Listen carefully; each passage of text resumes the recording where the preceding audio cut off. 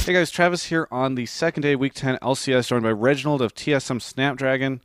Reginald, you guys fresh off a win, and you're right on the heels of Curse. You guys might possibly get that first place, depending on how things pan out for the rest of the weekend. Did you expect to get into the first place, or is this sort of like, might happen, but probably not kind of thing for you? Our goal is to win definitely every single match we go into. We kind of go into the matches right now like taking them one at a time and preparing and making sure that we're ready for every match.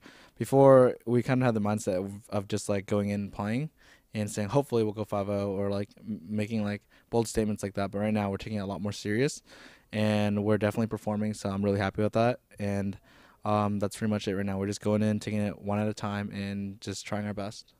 So you guys have had since Wild Turtles joined the team. It seems like you guys have been performing better. I mean, just looking at the results or whatever. What kind of impact do you think he's had on the team? Like, has it just been like a sort of breath of fresh air, or is it just sort of integrating him into a team that's already sort of, figuring out their way around him? For me as a player, I definitely feel like working with Wild Turtle is really easy, mainly because on a team you only need one leader to make calls, and he just kind of listens to my calls and just does what I say, and it usually results in good things, and we've been winning a lot, so that's really good. So Wild Turtle meshes really well with the team. He's consistent. He shows up on time. He's very professional, and sometimes he like says a lot of weird things, and he's just a funny guy and a very positive guy, and very nice and innocent. He just meshes well with the team, and we're doing really well right now, and he just does his job. What do you think of the impact he's had on your play style? Do you guys think you play really the same way you did previously, or do you think you guys are a little bit more aggressive, or do anything differently? I think that he's been playing. We've been playing generally like how we've been playing back in season two. TSM has had many like I would say changes in playstyle, mainly because it's very different. Like one thing I've seen with my team is that like once we start performing well consistently, right? Players start to get a lot more confident and they start to make calls, right? And then that really makes things very hard on me because I'm a shot caller. And then when there's a lot of people making calls, then it gets really tough and we start losing. So we go through this like roller coaster of like I'm making calls only, and then when we start to do well, then other players are confident and they try to make calls, and then there's all this miscommunication. So since the roster change, it has only been me making calls, and I made it very specific that I only want to make calls. And then that just cleared all the miscommunication, and it made it a lot better. So now we're doing a lot more, like we're just performing a lot better overall. So as a team owner, I'm wondering how proud you are, or what your thoughts are on the fact that for out of all the North American teams, TSM is being represented by not just one but two players on the All Star team. Both Dryus and Special are going to be there. So what do you think of that? Is that just a really cool thing for you, or is it? What are your thoughts? I'm extremely proud that they're representing NA, and I think that the NA team is very strong. I think that they are going to do well. I wouldn't say that they're going to win because that's far from the truth. You know what I mean? And I'm just being Yeah, honest, yeah, yeah. right? Like everyone and their mom thinks that Well, they're the underdogs, right? The they're underdogs, of underdogs. course, and everyone's going to root for the underdogs, but Right. in their mind, they know that the chances are very slim. So I'm very proud of them that they're gonna get to go to represent NA, and I hope that they do well, and just take what they learn and just bring it back to the scene. Okay. Cool. So you think that hopefully the two of them going over there, they'll learn a lot. Maybe even bring that back to TSM and help you guys get stronger. Maybe. Yes, absolutely. But the thing is that teams are just gonna go there with a couple players, like with random players that they've never played with before. Yeah. So I really don't think that I honestly don't think that players will bring back much. And I don't want to take a negative standpoint, but it's kind of the truth because right now there's already VODs available to watch from the Asian scene to learn a lot already. And like, what are we going to learn from playing against a team that has several players from other teams? Their communication is going to be lacking. They're not going to be used to playing with each other, and there's not the same synergy that you get from tons of thousands of hours of practice. Yeah. So just like being very very blunt, like I really don't think that we'll be learning much from having an all stars, but I think players should focus more on watching VODs from other regions and learning from that rather than saying, hey, we're going to go over to this region and learn a lot because you're not really playing against Right. an actual team. You're not playing against a full World Elite. You're not playing against a full IG. You're playing against like one IG, one one like some random Right. team. You know what I mean? Like, how can that possibly be better Yeah. than the real thing?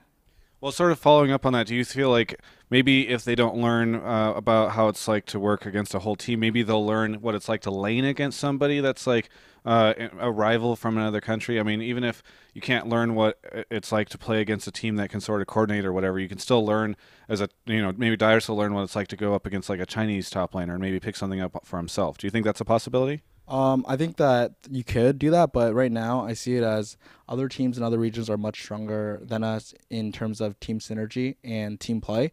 So I wouldn't really see them bringing that much, mainly because laning is very static. It's usually the same thing. You go in lane, you gank, you last hit, and then once you go to team play, it gets a lot more difficult. You can bait barons, you can kill wards, you do all these types of transitions, and it's much more complex later on, way more complex. But laning has always been the same thing. You go into lane, it's very similar. You buy pots, you go heal, and there's very limited things you can learn from that. I think the biggest thing in League of Legends and the most difficult things in League of Legends are team communication and moving as a team and really building up that team synergy. That's probably the hardest part. So like teams that work very well together usually show results. You know what I mean? Like right. TSM, we've been improving our communication, and we've been practicing that, and now we're doing really well. So I see that Asian teams are much better than us in terms of transition. Like when we play against foreign teams, we usually do well in lanes. We go out of laning phase, and we don't know what to do because they're much better than us. And if you analyze a lot of the games, that's usually what happens. The more dominant team is the team that's better in terms of team play. That's really fascinating, yeah, just because I know listening to LCS teams sort of talk about their progress, a lot of times they'll blame it on poor communication, and that's something that they're trying to learn. So sort of going into that, the last episode of Game Cribs, again, I know you guys don't watch it or whatever, but there's been discussion around just seemed to be some tension between you and Dyrus about communication, and even when I interviewed him yesterday, he seemed like he was more frustrated even just by like he's like not doubting your ability to shot call, but it's more like just trying. He's frustrated just because he felt like for a while there was a lack of communication and that sort of thing. So do you have anything that you want to say? Because I want to get both sides of that, on just Dyrus's thoughts and his perspective. Yeah, absolutely. So like as a team shot caller, right, and as a player, it's fairly obvious that like okay, so we'd play a game and it's generally miscommunication with Dyrus. And that's okay because he doesn't hear us, but it's continually happening.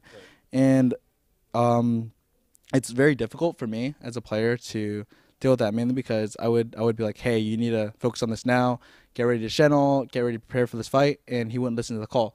And we'd get really frustrated with him. So one of the big factors is that people on our team don't really talk that much. Like it's usually me, and if someone's performing bad, right, I have to be the bad guy and have to tell him, hey, you're not performing well. You need to step it up. And with Dyrus, he's the only one with that problem. Like he's the only one saying it's miscommunication when it's simply not. It's like miscommunication is more like if I say something right and you interpret it differently.